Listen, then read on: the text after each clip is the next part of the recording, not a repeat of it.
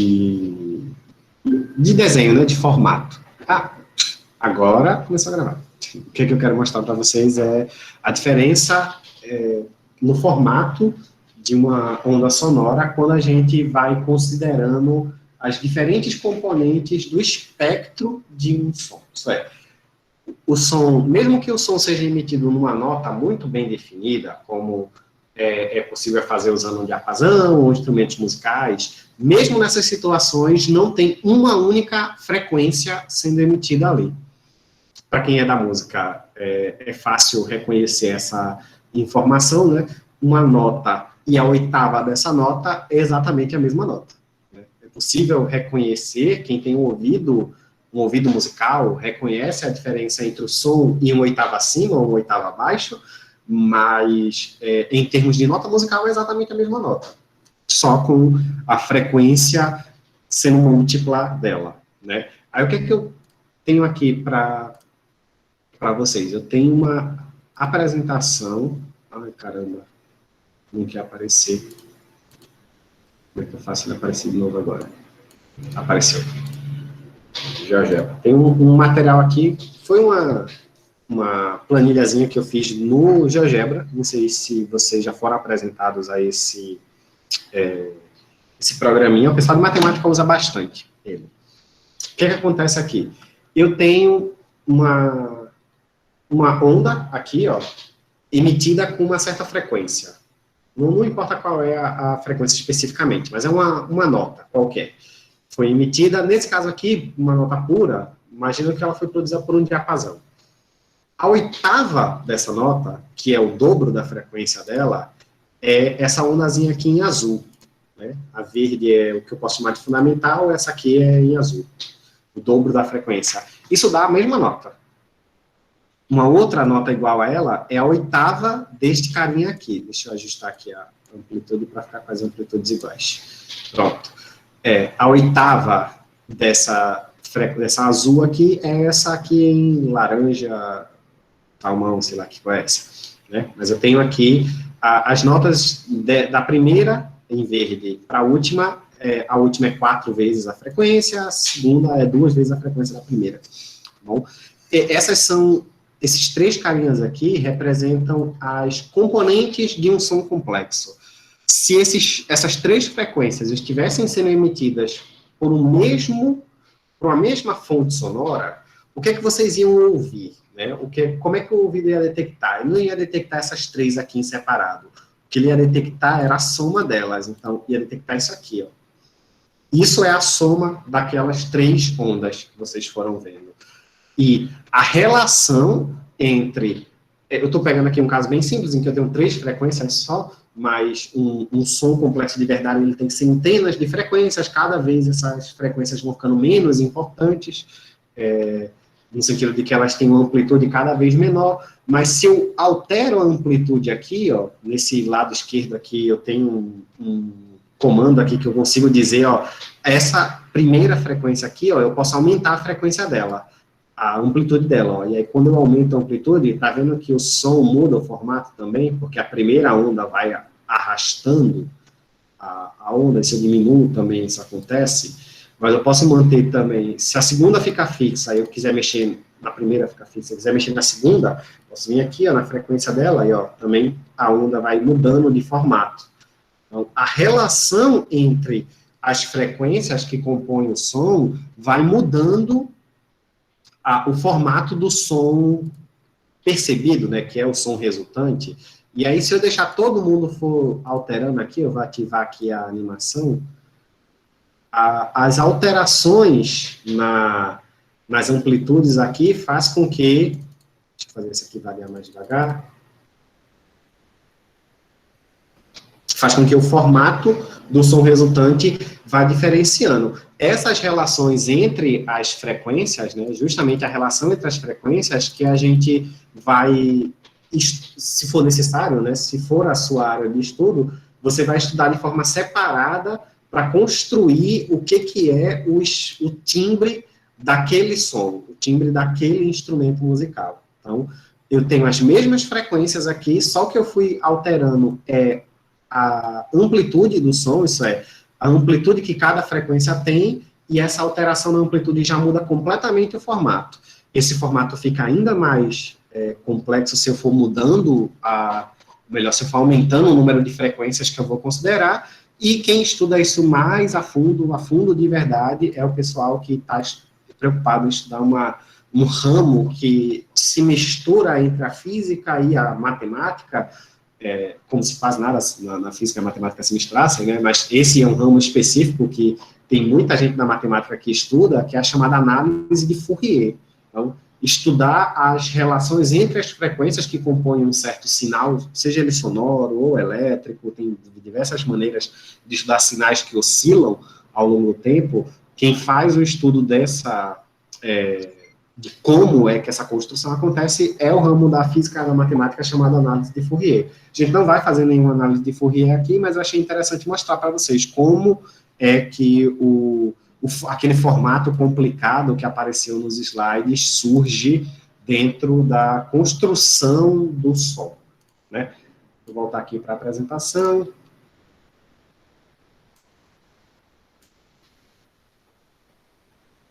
Não apareceu a apresentação para eu compartilhar. Apareceu agora.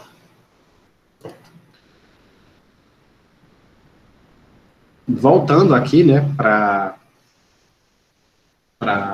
nossa apresentação, né, que está falando, terminamos de falar sobre as 3 características fisiológicas do som. Vamos estudar ainda características fisiológicas do som, mas que estão relacionadas com o modo como o som chega nos nossos ouvidos. Se ele chega de forma direta ou se ele sofre alguma reflexão antes de nos atingir, tá bom? Sumiu aqui o meu chat. Primeiro, uma coisa importante para a gente entender o que está acontecendo com o som dentro para gerar os fenômenos que eu estou querendo explorar aqui, é entender o que significa o termo persistência auditiva. Bem, não quer aparecer. Isso aqui é uma animaçãozinha de como é que a gente escuta, né? O som é emitido, ele vai atingir o pavilhão, né, que é a orelha externa, ele vai entrar no canal auditivo, vai causar vibrações em um conjunto de ossículos aqui do ouvido, são os 3 menores ossos do corpo humano, são o martelo, a bigorna e o estribo. Essa vibração que é transmitida para esses ossículos vai ser retransmitida e amplificada nesse órgão aqui, que tem formato de uma concha de caracol, chamada cóclea, e dentro da cóclea, lá no finalzinho, você vai ter a conexão entre este órgão, que faz a amplificação do sinal sonoro que chegou. Lembra que falei para vocês que esse sinal tem uma vibração que está na ordem dos centésimos de milímetros, né? Então, é uma vibração bem pequenininha. Essa vibração é amplificada dentro desse canal aqui, em forma de espiral, e lá no finalzinho ele vai se conectar com um órgãozinho chamado órgão de Corti, e esse órgão tem células sensitivas parece estranho, tem células sensoriais. Essas células sensoriais, elas transformam essas vibraçõezinhas que a gente está, que são transmitidas pelo som, em sinais elétricos. E aí, esses sinais elétricos é que vão passar para o cérebro e a gente vai entender como som. Então, enquanto que, e esse é o motivo pelo qual eu sou da corrente que considera que tudo é som, porque, pensando no corpo humano, o som não é uma onda sonora, ele é um sinal elétrico que é transmitido para o cérebro. Então, não faz sentido dizer que só o que a gente ouve é som, porque até coisas que seriam som podem não ser interpretadas pelo cérebro. Então, dentro todo esse processo aqui de transmissão, de conversão do sinal sonoro que chegou no ouvido em um sinal elétrico que vai para o cérebro, demora um intervalo de tempo para que esse órgão aqui consiga fazer essa conversão. Esse intervalo de tempo está aqui na ordem dos 0,1 segundos. O que isso significa? Que qualquer som que chega no ouvido, a informação desse som, ela é transmitida para o cérebro a uma taxa, num intervalo de tempo de 0,1 segundo. De onde é que vem esse intervalo de tempo? pensando na base do problema, a gente não vai estudar isso tão a fundo, mas esse é o tempo necessário para que as reações químicas que convertem o sinal mecânico de vibração em um sinal elétrico de impulso nervoso que vai para o cérebro, o tempo necessário para a reação química acontecer é de 0,1 segundo. Então, se qualquer som que é emitido nesse intervalo de 0,1 segundo, ele é reunido em uma informação elétrica e enviada para o cérebro. Se você recebe um som que tem uma duração de 1 segundo, então é porque o seu cérebro vai realizar 10 vezes o seu ouvido, né, o seu órgão responsável, o seu órgão sensorial, vai realizar 10 vezes a mesma reação química e vai enviar 10 sinais elétricos para o cérebro que vão ser interpretados como som. Mas uma única reação exige esse tempo aí de 0,1 segundo, e esse intervalo de tempo de 0,1 é chamado justamente a persistência auditiva. Então, se você emitir sons pulsos sonoros com intervalos menores do que 0,1, o seu cérebro não reconhece que são sons diferentes. Então, se duas fontes sonoras emitirem sons separados, elas podem emitir sons separados, mas esses sons chegar no ouvido, chegar lá no órgão cortino, final da sua orelha, do seu ouvido interno, com intervalo menor do que 0,1 segundo, o seu cérebro vai entender que é o mesmo som, que um som só chegou um sinal sonoro. Se o intervalo for maior do que isso, o seu cérebro manda mais do que um sinal para o seu ouvido, manda mais do que um sinal para o cérebro, e o cérebro vai interpretar como um conjunto de sons. Mas é essa persistência auditiva que faz com que a gente ouça o som de maneira diferente, dependendo do ambiente em que você estiver, né?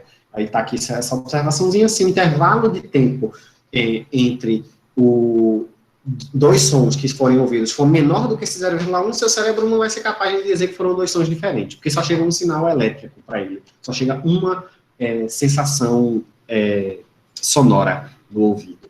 E aí, em algumas situações, né, em muitas situações, quando o som é emitido, quando se fala em algum ambiente, pensa que quando eu estou falando com vocês dentro de uma sala fechada. Agora, isso não está acontecendo porque vocês estão provavelmente ouvindo direto do celular, ou estão com fone de ouvido, alguma coisa desse tipo. Então, vocês não estão sofrendo esse efeito aqui. Mas dentro de uma sala de aula, por exemplo, esse aqui é o exemplo mais clássico, por que é importante as paredes da sala serem projetadas de uma maneira a valorizar a acústica? É que vocês não vão ouvir apenas o som que vai ser emitido diretamente pelo professor aqui da frente. Vocês vão ouvir o som que é emitido direto pelo professor, mais o som que refletiu no teto e chegou em vocês, o som que refletiu nas paredes e chegou em vocês. E então, quando vocês ouvem o som, alguém falando dentro de uma sala fechada, se essa sala foi bem projetada acusticamente, você ouve muito melhor do que ouvir ao ar livre. Porque ao ar livre você só escuta o som que vem diretamente para você, enquanto que dentro de um ambiente fechado você escuta esse som mais as reflexões que aconteceram na parede. Mas aí, bem, se você vai ouvir o som que vem direto da fonte e também o som que é refletido, esses sons não vão chegar obrigatoriamente ao mesmo tempo. Porque a distância que eles têm que percorrer para vir diretamente para você ou para refletir e depois chegar em você é diferente. E se a distância é diferente, eles chegam com intervalos de tempos diferentes. E aí, esse intervalo de tempo entre o som que é emitido originalmente e o som que é refletido em algum obstáculo, ele vai definir se você está ouvindo o som com uma reverberação, por exemplo, e a reverberação, em boa parte das aplicações de estudo de acústica, ela é importante, ela ajuda bastante, ela ajuda um pouco, né? Não vou dizer ajuda bastante, não, porque aí eu posso estar pecando aí na técnica, né? Mas a reverberação, ela ajuda a você ouvir com mais clareza um som falado, principalmente, por alguma pessoa, porque ela faz com que você receba o som e a reflexão, a reverberação acontece quando você ouve o som emitido direto pela fonte e o som refletido pelas paredes, com um intervalo de tempo que é um pouquinho menor do que essa persistência sonora. E aí, quando ele é um pouquinho menor do que a persistência sonora, o que vai acontecer? é que você vai receber um único pulso elétrico, um único sinal elétrico vai ser transmitido para o seu cérebro para detectar o som, mas esse sinal elétrico ele é emitido de uma maneira mais prolongada. E aí o prolongado aqui é, em vez de ser 1 microsegundo, é 10 microsegundos. Então, ainda é um pulso muito curto, mas ele é mais curto do que o pulso que foi emitido. Mais curto não, mais comprido do que o pulso que foi emitido. E aí, nessas situações, você entende o som como se ele estivesse demorando um pouco mais. Dentro de uma sala que possui reverberação, se a mesma pessoa falar nessa sala com reverberação e na sala sem reverberação, no ambiente sem reverberação, parece que ela falou as palavras mais rápido. Não no tempo que demorou para ela terminar uma frase, mas sim que cada palavra parece ser mais curta. E aí, entre uma palavra e outra tem um intervalo maior. A reverberação é esse prolongamento no som, que a gente usa a nosso favor para melhorar a clareza de algo que está sendo dito em uma sala de aula, ou em uma sala de cinema, ou em um teatro, coisas desse tipo, tá bom? Se por um acaso o intervalo de tempo não for menor do que o 0,1, mas ele não for ligeiramente menor, ele for muito menor. Então, o intervalo de tempo entre o som direto da fonte e o som refletido chegar de 0,001 segundo. Eles chegam uma diferença muito, muito, muito curta. Se isso acontecer, o que a gente vai ter é a sensação do reforço sonoro. O que é o reforço sonoro? As duas ondas chegaram com um intervalo de tempo tão pequeno que todo o processo de transformar o sinal mecânico da onda sonora em sinal elétrico, que vai para o cérebro, aconteceu junto, tudo aconteceu junto. E aí, por conta disso, você entende o som com uma intensidade sonora maior. Então, quando acontece reforço, você ouve o som com um volume, falando em termos do dia a dia, mais elevado. E aí, quando a gente une reforço com reverberação, estamos nas condições perfeitas de um ambiente falando acusticamente. Você tem um som que é mais intenso do que o que foi emitido, ou melhor, do que o que foi percebido diretamente pelos ouvidos diretamente da fonte, né? E, além disso, além de ele ser mais intenso, ele é um pouco mais prolongado. E aí você está em uma situação muito boa de acusticamente falando. Se a reverberação for muito intensa, aí já é um pouquinho ruim, porque você já começa a causar um certo atraso no recebimento da informação. Bom, a outra possibilidade de você ter a reflexão se tem uma persistência auditiva de 0,1 segundo, você pode ter um intervalo muito menor do que 0,1 segundo, e aí você tem reforço, um pouquinho menor do que 0,1, você tem uma reverberação. Se o intervalo for igual ou maior do que 0,1 segundo, então você vai ter uma coisa chamada eco. Em geral, o eco vai acontecer quando você tem as fontes e a fonte, ou as fontes, e o objeto refletor aqui afastados de uma distância considerável. O número padrão para que isso aconteça é 17 metros. Em geral, você precisa ter uma distância entre a fonte e a origem da reflexão maior do que 17 metros para que você consiga ouvir o eco de um som emitido. E o que é o eco? Basicamente você ouve primeiro o som que foi emitido diretamente pela fonte e depois de um intervalo maior do que 0,1 segundo, quando o seu cérebro já enviou a informação, quando o seu ouvido já enviou essa informação para o cérebro de que o som chegou, chega outra onda igualzinha, a onda refletida. E aí o seu cérebro vai entender essa onda como um novo som, um segundo som. E aí você ouve a repetição daquilo que você já tinha ouvido. Isso é o eco. Você tem uma repetição de uma informação que já foi transmitida para o seu cérebro. E aí, isso é o que acontece em filmes, quando alguém chega na entrada de uma caverna e pergunta, tem alguém aí? E aí ele ouviu, aí, de novo. Houve a repetição do que foi dita. Não é só o aí que repete, na verdade, toda a frase é repetida, mas, em geral, quando você está falando, você só presta atenção direito no que está voltando, né, quando você para de falar, né? Então, você fala a frase inteira, um pedaço já chega enquanto você está falando, você não liga muito para isso, e aí, quando você para de falar, você ouve a última coisa que foi dita, né? Ou as últimas coisas que forem ditas, depende da velocidade com que você falar. Mas o eco é simplesmente essa repetição do som que foi percebido pelo ouvido, porque a onda refletida chegou no ouvido um tempo maior do que a persistência auditiva humana. Tudo bem? Eu estou sentindo que eu estou conversando sozinho hoje.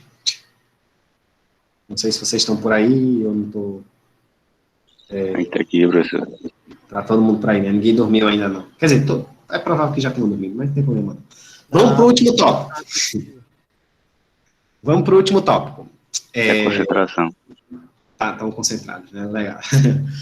Legal. O último tópico que a gente vai falar hoje é apresentar um pouquinho das cordas vibrantes, para a gente começar a entrar um pouquinho no que seria a matemática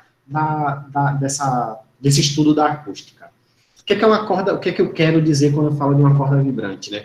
Uma corda vibrante são fios, podem ser cordas, mas em geral a gente chama de fios flexíveis, que estão tensionados, isto é, eles estão esticados pelos seus extremos. Tem alguma coisa que está puxando os dois extremos desse fio para que ele fique retinho. E esses fios são utilizados, em geral, em instrumentos musicais, como violão, guitarra, baixo. Coloquei os nomes dos que eu sabia. Alguns outros eu não sei aqui o que são. Se é um violino, não faço ideia do que é isso aqui. Esse aqui eu acho que é uma guitarra, esse aqui é um violão, isso também deve ser uma guitarra, é um violão, pronto. Mas instrumentos de corda, em geral, são os instrumentos que possuem cordas vibrantes. O que as cordas vibrantes têm de interessante? Bem, primeiro, quando você coloca uma corda vibrante para vibrar, né, quando promove uma perturbação nela e deixa ela vibrar naturalmente, você não consegue fazer qualquer comprimento de onda vibrar naquela corda. O motivo mais profundo para isso, a gente acabou não estudando muito a fundo na semana passada, mas é porque quando você coloca essa corda para vibrar, e ela está presa pelos extremos, a perturbação original vai bater nas pontas, vai ser refletida, e vai sofrer essa reflexão várias vezes, indo e voltando na corda, de forma que, em algum momento, vão ter algumas frequências ou comprimentos de onda que vão ficar sofrendo interferência destrutiva e vão desaparecer, e outros vão sofrer várias interferências construtivas e vão se amplificar. Nessa relação de alguns desaparecem, outros se amplificam, só alguns comprimentos de onda ou só algumas frequências é que podem vibrar nessa corda. Imagina que eu tenho essa corda, que tem um certo comprimento L, e eu vou prender essa corda nesses dois pontos, para poder esticar. Esses dois pontos têm que ficar presos. No que eu prendo esses dois pontos aqui e deixo a corda vibrar, esses pontos aqui nunca vão poder mudar de lugar. Então, não tem como eu ter uma onda, por exemplo, que faça isso aqui, ó. Por que essa onda não cabe? Porque esse ponto da corda nunca pode vir para cá, para cima. Ele tem sempre que estar aqui embaixo. De forma que uma situação possível é ter a corda vibrando assim, presa nos dois pontos, e aí eu tenho só uma protuberância aqui para cima e para baixo. Essa protuberância aqui tem um nomezinho especial. Ela é ventre. E esse pontinho aqui que não está vibrando é um nó. Então, quando eu tenho uma corda vibrante, eu tenho sempre nós nas duas extremidades. E qualquer comprimento de onda que eu tente colocar ali dentro, ele tem que ser tal, de forma que nessa extremidade tenha um nó, ou seja, a corda não vibra, e nessa outra extremidade também tem um nó, a corda não vibra. Essa é a única possibilidade, a corda só pode vibrar assim, nessa corda? Melhor, esse é o único comprimento de onda que pode vibrar nessa corda? E a resposta é não. O que eu tenho garantia é que tem que ter um nó aqui e um nó aqui. Qual é a outra possibilidade? Outra possibilidade é essa aqui, ó. Eu tenho um nó aqui, tenho um nó aqui, mas também tem um nó no meio, de forma que eu tenho dois ventres agora. Dois ventres, um único ventre. Mais alguma possibilidade? Tenho várias outras possibilidades. Eu posso ter 3 ventres, com 2 nós aqui no meio do caminho. Ou 4 ventres, com 3 nós no meio do caminho. Tudo que eu preciso garantir eu tenho que ter nós nas 2 pontas.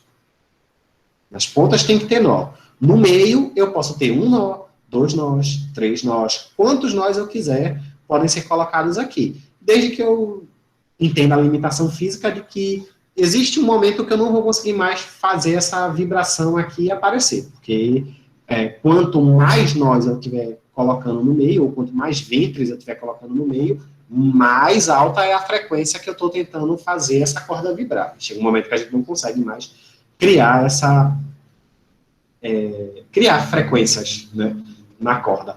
Cada um dos comprimentos de onda que dá para encaixar, veja que aqui eu estou encaixando só a parte de cima, né? Eu entendi uma onda como sendo uma repetição assim.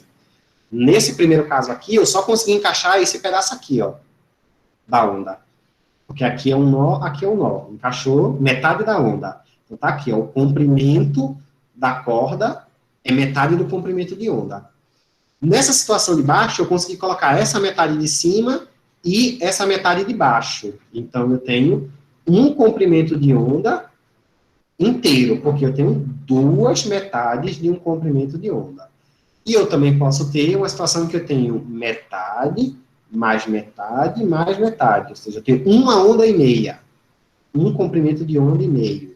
Ou 2 comprimentos de ondas inteiros. O importante ou eu tenho 1 metade de comprimento de onda, ou 2 metades de comprimento de onda, ou 3 metades, ou 4 metades, e assim vai. Então, para uma corda vibrante, o comprimento da corda, obrigatoriamente, tem que ser um múltiplo de metade do comprimento de onda. Ó, às vezes demora para pegar essa sutileza, mas depois dá uma olhadinha no vídeo novo ou no material. Para uma corda vibrante, o comprimento da corda, a medida da corda, digamos que você tem uma corda de 1 metro, só vai poder vibrar nessa corda comprimentos de onda que sejam múltiplos ou melhor, comprimentos de onda tais que o comprimento da corda é um múltiplo de metade do comprimento de onda.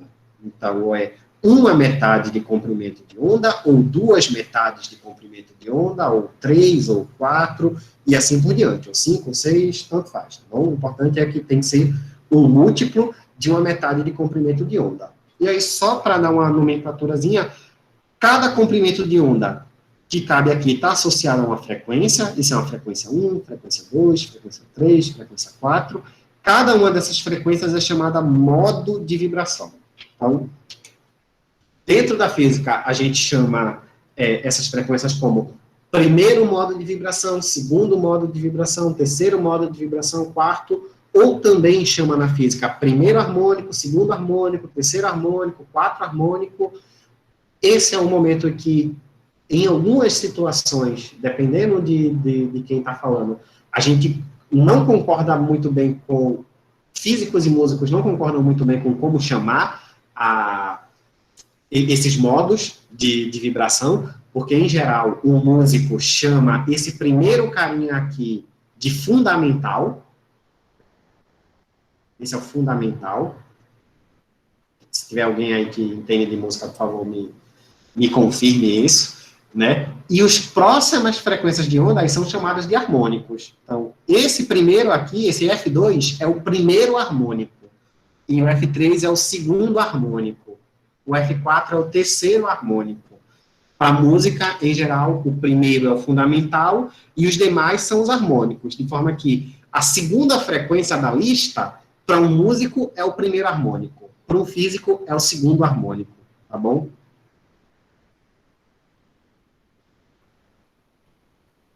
Não entendi nada. Não entendi se foi comigo, Zé Guilherme, que você falou essa mensagem. Avançando aqui um pouquinho, né?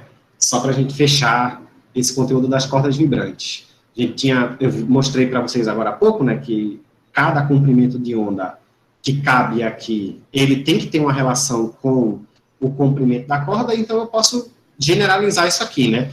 Quando eu tenho um ventre, é 1 lambda sobre 2. 2 ventres, 2 lambdas sobre 2. 3 ventres, 3 lambdas sobre 3. Agora, 4 ventres, 4 lambda sobre 2. Então, se eu tiver N ventres, eu quero ter lambda N sobre 2 tem que ser igual a L. E aí, se eu isolar esse lambda N para saber qual é o comprimento de onda para um certo harmônico, né, o lambda N vai ser o seguinte, passo 2 para lá multiplicando e o N dividindo, né? 2L sobre N. Então, se eu perguntar para vocês qual é o comprimento de onda do primeiro harmônico, então, é o N igual a 1. Então, vocês vão lá e colocam lambda 1 igual a 2L. Se eu quiser saber o comprimento de onda do quarto harmônico, aí então eu quero saber o lambda 4. Então, lambda 4 é 2L sobre 4, ou seja, L sobre 2. E assim por diante. Se eu pedir um milésimo harmônico, então vai ser lambda 1000, 2L sobre 1000. Tá bom? Esses aqui são os chamados comprimentos de onda permitidos. Uma corda qualquer, ela não deixa qualquer comprimento de onda vibrar nela. Eu até gosto um pouquinho da analogia, o pessoal, tem um pessoal da física que, se me ouvir falando isso, vai tentar me matar, mas eu acho interessante essa analogia, que é dizer o seguinte, nem todo comprimento de onda cabe na corda. Tem alguns comprimentos de ondas que não cabem. Quais são os comprimentos de ondas que cabem? Aqueles que cumprirem essa relação aqui. Digamos que você tenha uma corda L de 1 metro.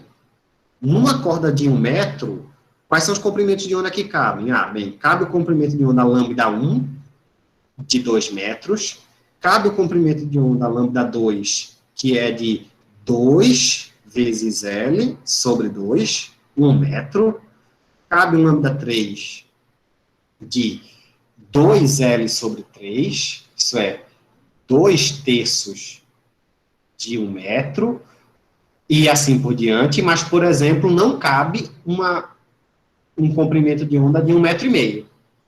Por que não cabe 1,5 metro? Porque os comprimentos de ondas permitidos na corda, quando você segue essa série, assim, né, do primeiro e vai aumentando o N, eles vão sempre diminuindo.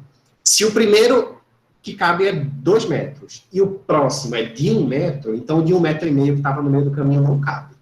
Não cabe um de 50 centímetros. De 60 centímetros, porque 60 não está dentro dos lambda N possíveis. Então, só os comprimentos de onda que atendem essa relação são permitidos. Além disso, né, se eu usar aquela relação fundamental da ondulatória, né, que a gente viu na semana passada, né, que a velocidade é lambda vezes F, eu posso transformar essa equação aqui para o comprimento de onda numa equação para frequência, né? A frequência é a velocidade sobre o comprimento de onda. Eu coloco aqui. Como cada comprimento de onda tem um índice, então a frequência também tem que ter. Então, Fn é V sobre lambda n. E é daí que vem essa expressão aqui. Nv sobre 2L, e esse V aqui é a velocidade de propagação da onda na corda. A gente não se focou muito aqui, mas essa velocidade de propagação depende dessa tensão aqui, ó, na corda. Essa tensão aqui nas extremidades. E qual delas, Maria Luísa? A do lambda? Do lambda n? Essa primeira aqui, do comprimento de onda mesmo, né? Pronto. Essa frequência aqui, essa fórmula aqui, eu tirei daqui, ó. Estava falando no slide passado que nem todo comprimento de onda se encaixa aqui dentro, né? E aí eu usei essa analogia agora. Por que nem todo mundo cabe? Porque aqui e aqui tem que estar paradinho, tem que ser um nó. Obrigatoriamente tem que ser um nó. E aí, como é um nó, a única maneira de eu fazer aqui e aqui ser nó é se eu colocar um comprimento de onda lambda 1 aqui, que seja metade do comprimento de onda bata justamente com o comprimento da corda. Que aí metade de cima daquela onda, né? Deixa eu botar a onda aqui de novo. É isso aqui. Se eu colocar só essa metade de cima aqui, ó, Aqui está a linha média. Se eu colocar só essa metade de cima, aí eu faço aqui e aqui ser um nó. Então, cabe metade da onda. Outra maneira é eu colocar a onda inteira. Cabe a onda inteira, porque eu posso colocar aqui e aqui sendo um nó, então meia onda em cima, meia onda embaixo. Ou eu posso colocar 3 metades, ou 4 metades, ou 5 metades, ou 6 metades. Eu sempre coloco, eu vou adicionando de meio em meio os comprimentos de onda, de metade em metade. Esses comprimentos de onda são tais que, olha, nessa situação aqui, que eu coloquei só metade da onda, metade do comprimento de onda, 1 vezes a metade, dá igual ao L. Nessa situação, que eu coloquei 2 metades, então 2 vezes metade do comprimento de onda é igual ao L, que é o comprimento. Essa aqui, 3 vezes, então 3 vezes meio comprimento de onda dá o L. Ou 4 vezes metade do comprimento de onda, também dá o L. Então, se eu quiser generalizar, e ao invés de ter 4, como seria se eu tivesse 5 comprimentos de onda? Se eu quisesse ter 5 meios comprimentos de onda, então teria 5, lambda 5 sobre 2 igual a L. Então, para um genérico, um comprimento de onda genérico, de ordem N, se eu quiser colocar N comprimentos de onda, meios de comprimentos de onda dentro da corda, então eu vou ter N lambda sobre 2 tem que ser igual ao comprimento. E aí, o que eu fiz aqui? Eu isolei esse L, desculpa, o L não, o lambda N. Passei o 2 multiplicando para lá e passei o N dividindo. Aí ficou lambda N igual a 2L sobre N. Entendeu? Isso, exato. Eu tenho que ir de meio em meio, porque não dá para colocar 2/3 do comprimento de onda, porque senão não vai ter nó nas duas partes, tá bom? E aí, desce do lambda para o F, eu usei a equação fundamental aqui, né? Fiz essa conta aqui da equação fundamental, tá? Esse Vzinho aqui, né, como eu estava falando, ele está relacionado com a tensão na corda. E é justamente isso que um músico mexe quando ele está afinando um instrumento musical. Vocês quem já deve ter visto, provavelmente, quem toca algum instrumento musical de corda sabe disso. Como é que faz para afinar um instrumento de corda, um violão, por exemplo? O cara vai lá na... Isso, eu não sei como é que é o nome daquilo, mas tem um negocinho que roda, parafusinho. Traste? Não, traste não. Não, traste são as divisõezinhas, né? Aqueles tracinhos que tem no braço do violão, né? Você encosta nos trastes para ir mudando o comprimento. Mas, bem, naquele pitoquinho que roda, como seu nome, né? O que é que o músico está fazendo quando ele mexe naquele pitoquinho? Ele está apertando ou afrouxando o fio.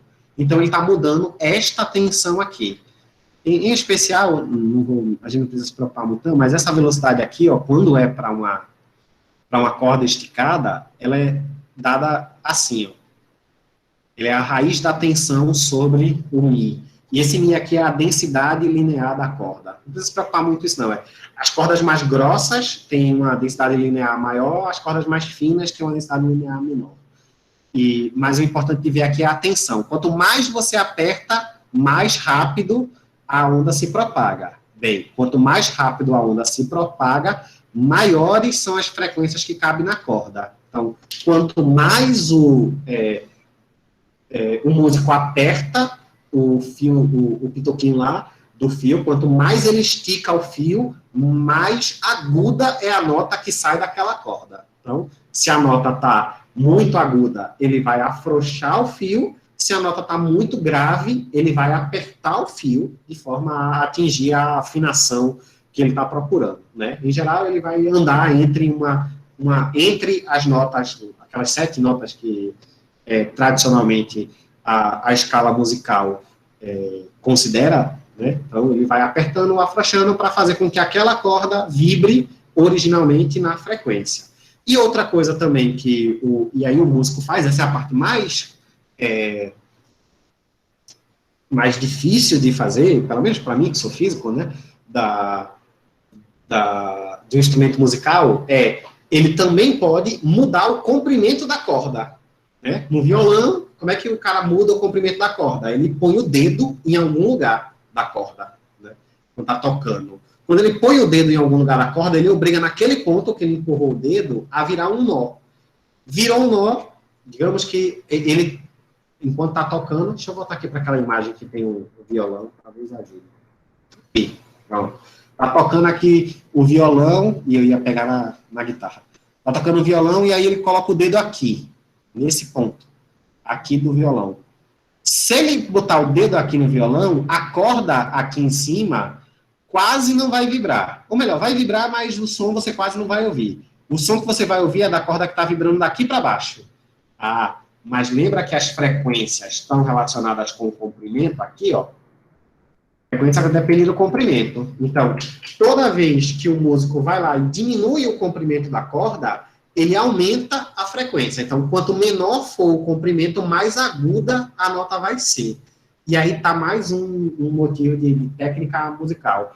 Vocês já devem ter percebido que já devem não, vocês podem ter percebido que um guitarrista, quando ele vai fazer um solo, é muito comum as mãos dele estar bem pertinho da base, né, bem perto da caixa acústica da guitarra.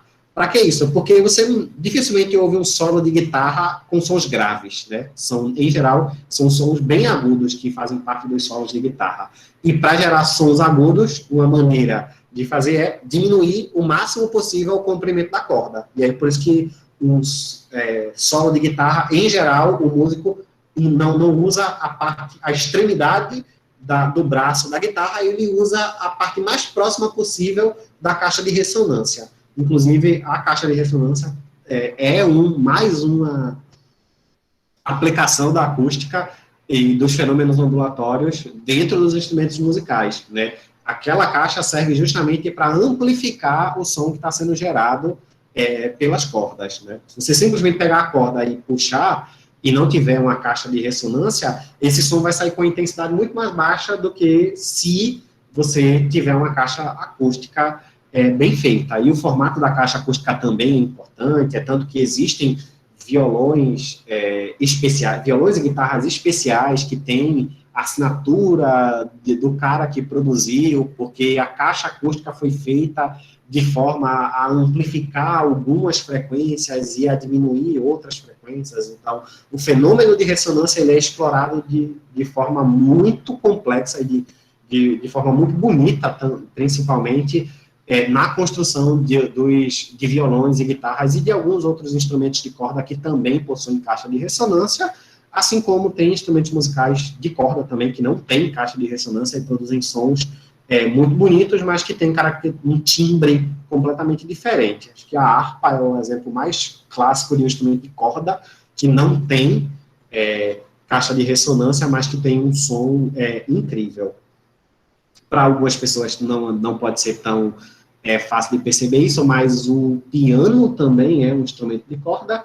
Um teclado elétrico já não é bem nessa linha, mas o piano é um instrumento de corda, só que as cordas estão guardadas dentro da caixa de ressonância enorme, que é a estrutura do próprio piano.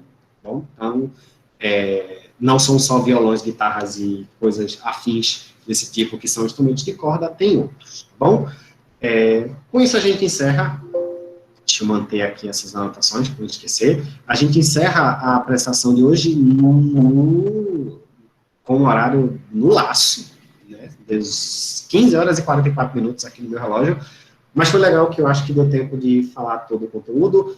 Eu coloquei já no Google Sala de Aula a primeira atividade, porque ela já estava organizada e eu programei, mas aí vai ter uma outra atividade que eu vou deixar para colocar no final da semana, só para não ficar gerando confusão com a atividade que já está lá, que é para entregar nessa semana, e essa outra atividade que eu vou colocar só é para entregar na semana que vem, tá bom? Então, na sexta-feira eu coloco a atividade teórica, a atividade matemática já está lá. Eu preferi deixar a matemática primeiro, até porque vocês podem aproveitar para ir tirando dúvidas se já quiserem começar a fazer, certo? Vou encerrar aqui a gravação de hoje.